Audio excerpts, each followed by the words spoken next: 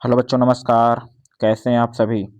आशा करता हूं कि बहुत ही अच्छे होंगे और अपने पढ़ाई में लगे होंगे। तो बच्चों, आज हम लोग जो देखने वाले हैं वो क्लास 10 का संस्कृत संस्कृत के चैप्टर नंबर 3, जिसका नाम है अलस कथा। और इस अलस कथा में जितने भी ऑब्जेक्टिव प्रश्न होने वाले हैं उन सभी ऑब्जेक्टिव प्रश्नों को आज हम लोग देखने वाले हैं। ठीक है, तो क्लास के अंत तक जरूर बने रहिएगा। और बिना देर किए हुए क्लास को आज का शुरू करते हैं। देखिए, आज का पहला नंबर प्रश्न हम लोग का क्या है। पहला नंबर प्रश्न देखिएगा।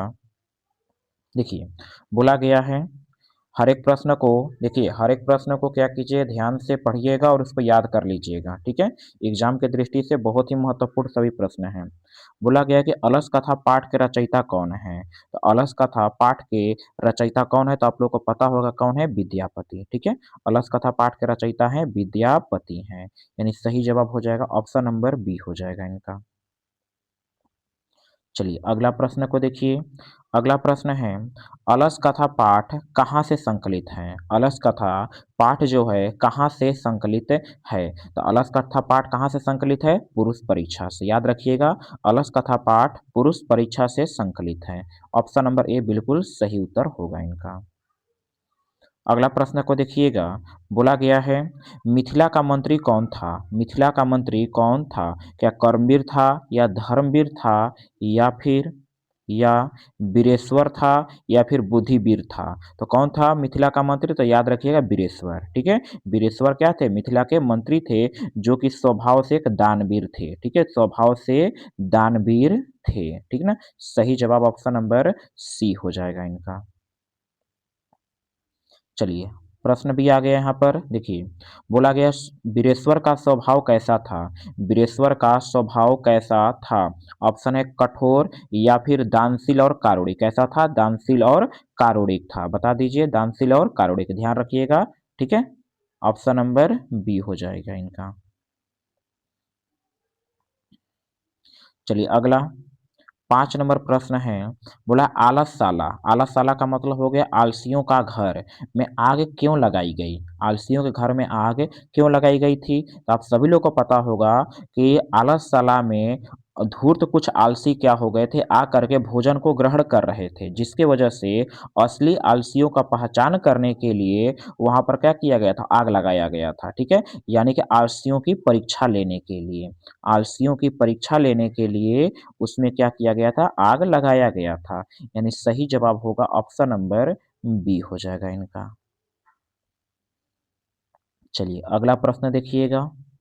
6 नंबर प्रश्न है, असली आलसियों की संख्या कितनी थी। असली यानी वास्तविक आलसियों की संख्या कितनी थी। तो वास्तविक आलसियों की कितनी संख्या थी, तो 4 थी। ठीक है, 4 थी, याद रखिएगा 4। यानी कि मेन आलसी कितने थे, 4 ही थे। राइट उत्तर ऑप्शन नंबर बी होगा इनका। चलिए अगला प्रश्न है। बोला गया है, आग लगने पर कितने लोग नहीं भागे। आग लगने पर कितने लोग नहीं भागे। तो जितने मेन आलसी थे वही लोग तो नहीं भागे। तो देखिए, तो मुख्य रूप से कुल कितने आलसी थे, यानी कि मुख्य रूप से, यानी कि जो वास्तविक आलसी थे वो कितने थे, 4 थे। तो वहीं 4 आलसी क्या हुए थे, नहीं भागे थे। ठीक ना, ध्यान रखिएगा, वहीं 4 आलसी नहीं भागे थे।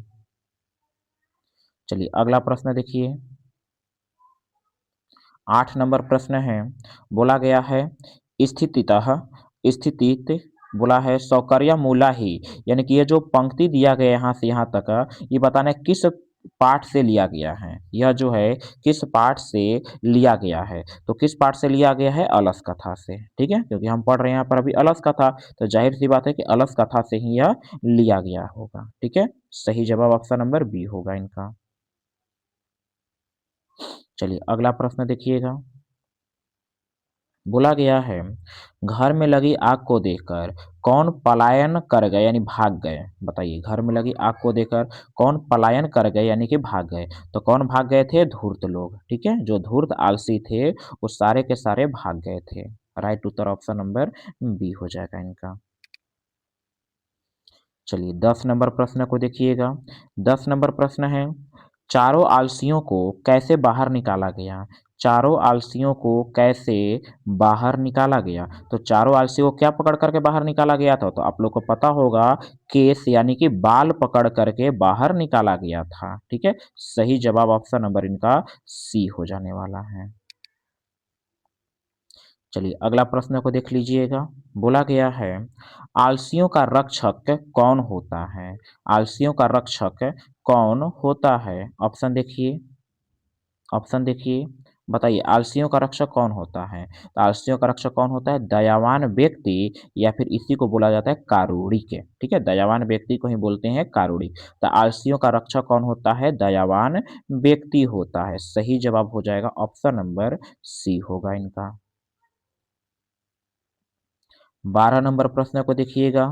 बोला गया है बच्चों का सच्चा रक्षक कौन है? बच्चों का सच्चा रक्षक कौन है? तो ध्यान रखिएगा बच्चों का सच्चा रक्षक जो होती है माता होती है। ठीक है? जो माँ होती है बच्चों का सच्चा रक्षक होती है माँ। ठीक है? राइट उत्तर ऑप्शन नंबर सी होगा इनका। चलिए अगला प्रश्न है। बोला गया है स्त्रियों की गति यानी कि रक्षक कौन है? बताइए स्त्रियों के रक्षक कौन है? तो स्त्रियों के रक्षक कौन होते हैं? उनके पति। ठीक है? स्त्रियों के रक्षक होते हैं उनके पति होते हैं। ऑप्शन नंबर ए बिल्कुल सही जवाब होने वाला है। चलो अगला प्रश्न है 14 नंबर। बोला है अहो कथयमम यानी कथयम कोलाहलः यानी कहने का मतलब इसका अर्थ हो गया अरे यह कैसा शोर है? अरे यह कैसा शोर है? यह किसने कहा? अरे यह कैसा शोर है? यह किसने कहा? तो कौन सा आलसी बोलता है? प्रथम आलसी कहता है यानी कि जब अलसशाला में आग लगा दिया गया था यानी आलसियों के घर में आग लगा दिया गया था तो पहला आलसी कहता है कि अरे यह कैसा शोर है? अरे यह कोलाहल कैसा? ठीक है? यह बोलता है प्रथम आलसी। ऑप्शन नंबर ए होगा इनका। देखिए अगला प्रश्न है क्या? बोला है बोला गया तर्क्यते यदस्मिन् गृहे अग्नि लग्नोऽस्ति। बोला है कि लगता है इस घर में आग लगी है। यह किसने कहा था? लगता है इस घर में आग लगी है। यह किसका कथन है? तो यह कौन कहता है? तो याद रखिएगा द्वितीय आलसी यानी दूसरा आलसी जो है कहता है कि लगता है इस घर में आग लगी है। ऑप्शन नंबर बी होगा इनका। सभी प्रश्न को ध्यानपूर्वक समझ करके पढ़िएगा। ध्यान से इसको याद करते जाइएगा हर एक प्रश्न को। बोला है कोऽपि तथा धार्मिको नास्ति यानी कहने का मतलब इसका ये हो गया कोई ऐसा धार्मिक नहीं है जो भीगे कपड़े डाल दे। यह किसका कथन है? बताइए यह किसका कथन है? तो याद रखिएगा यह कहता है तीसरा आलसी। यह तीसरा आलसी कहता है कि लगता है कोई धार्मिक व्यक्ति नहीं है जो हम लोगों पर कोई भीगे हुए कपड़ों को डाल दे। ठीक है? राइट उत्तर ऑप्शन नंबर सी होगा। चलिए अगला प्रश्न है 17 नंबर प्रश्न बोला गया है। देखिए क्या बोला है तिसृण कथम न तिष्ठत यानी कहते हैं कहा गया है कि इसका अर्थ हो गया है। देखिए बोला है कि चुपचाप क्यों नहीं बैठते? कितना बोलते हो? यह किसने कहा? यानी कि चुपचाप क्यों नहीं रहते तुम लोग कितना बोलते हो? यह किसने कहा था? तो याद रखिएगा चौथा आलसी कहता है कि तुम लोग कितना बोलते हो? चुप नहीं रह सकते हो क्या? ठीक है? यानी कि देखिए वो चौथा आलसी इतना आलसी है कि वो बोलने में भी आलस कर रहा है। ठीक है? राइट उत्तर ऑप्शन नंबर डी होगा इनका। चलिए अगला प्रश्न देखिए 18 नंबर प्रश्न है। बोला गया है विद्यापति कौन थे? विद्यापति कौन थे? तो विद्यापति कौन थे? इनमें से कौन थे? बताइए कहाँ के कवि थे? किस प्रकार के कवि कहे जाते हैं? तो आप लोग को पता होगा कि विद्यापति जो है एक मैथिली कवि थे। ठीक है? विद्यापति एक मैथिली कवि थे। बहुत बढ़िया ऑप्शन नंबर ए होगा इनका। चलिए अगला प्रश्न है 19 नंबर बोला गया है पुरुष परीक्षा ग्रंथ में किसके गुणों का वर्णन है? पुरुष परीक्षा ग्रंथ में किसके गुणों का वर्णन है? तो किसके गुणों का वर्णन है? मानव के। ठीक है? मानव के गुणों का वर्णन किया गया है। चलिए अगला प्रश्न है 20 नंबर। बोला गया है नीतिकार आलस्य को क्या मानते हैं? नीतिकार आलस्य को क्या मानते हैं? तो नीतिकार आलस्य को क्या मानते हैं? शत्रु। शत्रु को ही बोला जाता है रिपु, याद रखिएगा। ठीक है, या कभी एग्जाम में शत्रु भी दे सकता है, रिपु भी दे सकता है, याद रखिएगा। ऑप्शन नंबर बी होगा इनका। ठीक है, चलिए अगला प्रश्न है आप लोग का। बोला गया है वीरेश्वर कहाँ का मंत्री था? वीरेश्वर कहाँ का मंत्री था? बताइए। तो वीरेश्वर कहाँ का मंत्री था? तो याद रखिएगा मिथिला का। ठीक है, वीरेश्वर मिथिला का मंत्री था, ध्यान रखिएगा एकदम। ठीक ना, वीरेश्वर मिथिला का मंत्री था। मिथिला का देखिए, मिथिला का मंत्री वीरेश्वर, और मिथिला का अगर कवि बोला जाए तो विद्यापति। मिथिला का कवि बोला जाएगा विद्यापति कहिएगा। ठीक है, और मंत्री पूछा जाए वीरेश्वर कहिएगा, दिमाग में रखिएगा एकदम। 22 नंबर देखिए। बोला गया है धूर्त लोग क्या दिखाकर भोजन ग्रहण करते थे? धूर्त लोग क्या दिखाकर भोजन ग्रहण करते थे? या गरीबी, या आलस्य, या बीमारी, या या यानी कि अनाथपन, क्या दिखाते थे? तो आप लोग को पता है कि जो धूर्त लोग थे वो क्या दिखा करके भोजन ग्रहण करते थे? तो हो जाएगा आलस्य। ठीक है, आलस्य को दिखा करके भोजन ग्रहण करते थे। ऑप्शन नंबर बी होगा इनका। चलिए अगला प्रश्न है 23 नंबर प्रश्न। बोला गया है कि आलसशाला में आग क्यों लगाई गई? यानी कि आलसशाला में आग कब लगाई गई? सॉरी, आलसशाला में आग कब लगाई गई? बताइए, आलसशाला में आग कब लगाई गई थी? तो याद रखिएगा जब सब सो रहे थे, यानी जब सब सो रहे थे तब क्या हुआ कि आलसशाला में आग लगा दिया गया था। ठीक है, आलसशाला में आग लगा दिया गया था। चलिए 24 नंबर प्रश्न है। बोला गया कारुणी के बिना किसकी गति नहीं? कारुणी के बिना यानी दयावान व्यक्ति के बिना किसकी गति नहीं हो सकती है? तो कारुणिक व्यक्ति के बिना किसकी गति नहीं हो सकती है? आलसियों की। ठीक है, आलसियों की। राइट उत्तर ऑप्शन नंबर बी होगा इनका। चलिए 25 नंबर प्रश्न है। बोला गया पुरुष परीक्षा किस भाषा में लिखित है? पुरुष परीक्षा किस भाषा में लिखित है? तो ध्यान रखिएगा पुरुष परीक्षा जो है किस भाषा में लिखित है? तो संस्कृत में। ठीक है, पुरुष परीक्षा संस्कृत में लिखित है। Right Uttar option number A होगा इनका।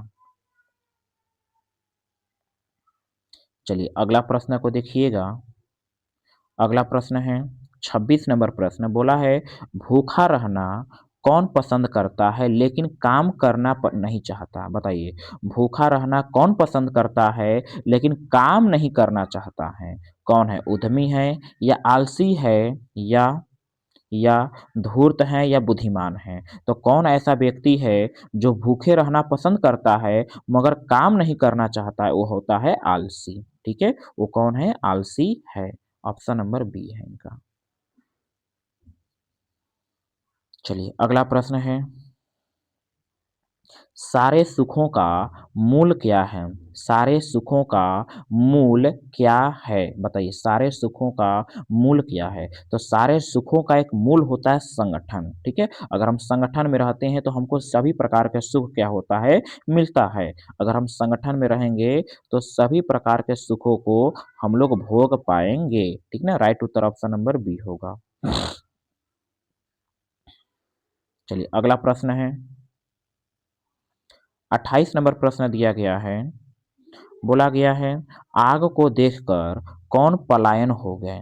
आग को देखकर कौन कौन जो है पलायन हो गए, कौन जो है भाग गए? तो कौन भाग गए थे? धूर्त। ठीक है, धूर्त भाग गए। ऑप्शन नंबर ए हो गया इनका। चलिए अगला है 29 नंबर प्रश्न है। बोला गया है वीरेश्वर अनाथों को क्या देता था? वीरेश्वर अनाथों को क्या देता था? तो वीरेश्वर अनाथों को क्या देता था? तो भोजन भी देता था और वस्त्र भी देता था। ठीक है, भोजन और वस्त्र दोनों देता था, इसलिए सही उत्तर ऑप्शन नंबर सी हो जाएगा। ठीक ना, ए और बी दोनों। राइट उत्तर ऑप्शन नंबर सी हो गया। चलिए 30 नंबर प्रश्न है अलस कथा किस प्रकार की कथा है? अलस कथा किस प्रकार की कथा है? ऑप्शन है व्यंग्यात्मक या या हास्यात्मक या कारुणिक या पौराणिक? बताइए किस प्रकार की कथा है? अलस कथा किस प्रकार की कथा है? बताइए। तो ध्यान रखिएगा, अलस कथा जो है एक व्यंग्यात्मक कथा है। अलस कथा किस प्रकार की कथा है? तो दिमाग में रखिएगा व्यंग्यात्मक कथा है। ठीक है, व्यंग्यात्मक कथा है। Right Uttar option number A होगा इनका। चलिए अगला प्रश्न देखिएगा। बोला गया है आलसशाला में आग लगाने पर कौन नहीं भागा? आलसशाला में आग लगाने पर कौन नहीं भागे? तो कौन नहीं भागे? तो सिद्ध आलसी। सिद्ध आलसी का मतलब होता है, सिद्ध का मतलब होगा असली आलसी। ठीक है, असली आलसी। ध्यान रखिएगा, असली आलसी जो थे वो नहीं भागे। दिमाग में रखिएगा एकदम। ऑप्शन नंबर इनका बी हो जाएगा। चलिए 32 नंबर प्रश्न है। बोला गया है विद्यापति लोकप्रिय किस प्रकार के कवि थे? बताइए विद्यापति लोकप्रिय किस प्रकार के कवि थे? क्या मैथिली थे या भोजपुरी थे या मगही थे या हिंदी थे? तो किस प्रकार के कवि थे? तो मैथिली कवि थे। याद रखिएगा, मैथिली कवि कहे जाते हैं विद्यापति। विद्यापति मैथिली कवि कहे जाते हैं। सही जवाब ऑप्शन नंबर ए हो जाएगा। चलिए अगला प्रश्न है 33 नंबर प्रश्न। बोला गया है बनावटी आलस्य दिखाकर कौन भोजन करते थे? बनावटी आलस्य दिखाकर कौन भोजन करते थे? तो धूर्त। ठीक है, जो धूर्त आलसी थे वो बनावटी आलस्य दिखा करके भोजन करते थे। राइट उत्तर हो गया ऑप्शन नंबर सी हो जाएगा। चलिए अगला प्रश्न है आग कहाँ लगाई गई थी? आग कहाँ लगाई गई थी? आग कहाँ लगाई गई थी? ऑप्शन देख लीजिए इनका।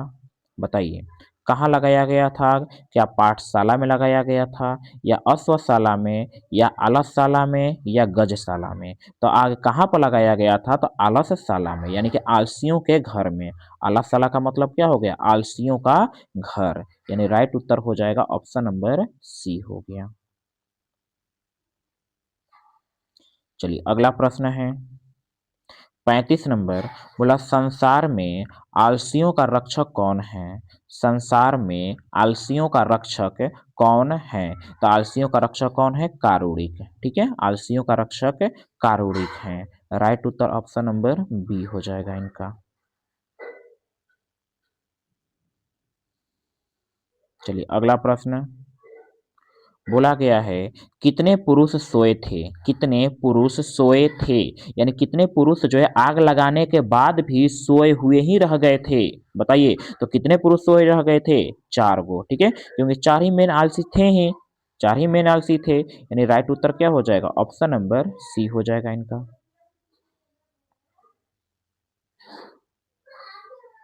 चलिए अगला प्रश्न है पुरुष परीक्षा क्या शिक्षा देती है? पुरुष परीक्षा क्या शिक्षा देती है? बताइए पुरुष परीक्षा क्या शिक्षा देती है?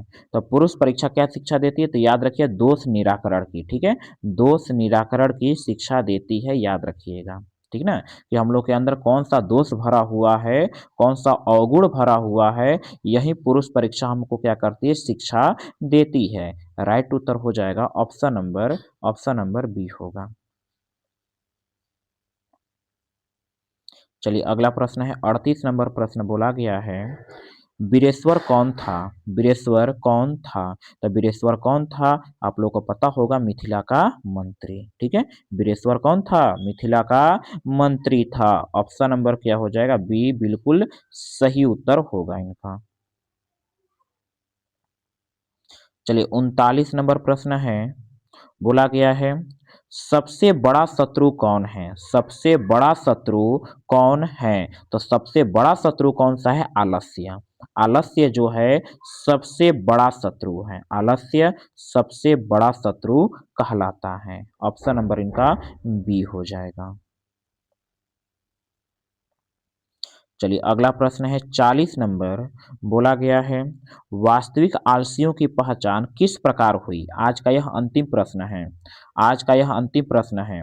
वास्तविक आलसियों की पहचान किस प्रकार की गई? तो घर में आग लगाकर, ठीक है? घर में आग लगा कर के क्या किया गया था? वास्तविक आलसियों का पहचान किया गया, तब पता चला कि हमारे पास केवल 4 असली आलसी हैं और बाकी धूर्त आलसी थे। सही जवाब क्या हो जाएगा? ऑप्शन नंबर ए हो जाएगा इनका, ठीक ना?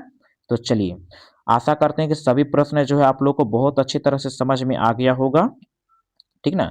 मिलते हैं अगले वीडियो में आप लोग के संस्कृत साहित्य लेखिका के साथ, ठीक है? अगला वीडियो जो हम लोग का पाठ नंबर जो होगा 4 चैप्टर नंबर 4 होगा, उसका ऑब्जेक्टिव हम लोग देखेंगे। देखिए चैप्टर वाइज़ क्या करेंगे, सभी ऑब्जेक्ट यानी चैप्टर वाइज़ जो है सभी पाठ का ऑब्जेक्टिव पहले हम लोग देख लेते हैं, तब क्या करेंगे जैसे ही ऑब्जेक्टिव पूरा पाठ को हो जाएगा, तब क्या करेंगे हम लोग सब्जेक्टिव प्रश्न को भी देखेंगे, ठीक है? सब्जेक्टिव प्रश्न को देखने वाले हैं, ठीक ना? तो चलिए, सभी प्रश्न देखिए याद करते चलिएगा एकदम।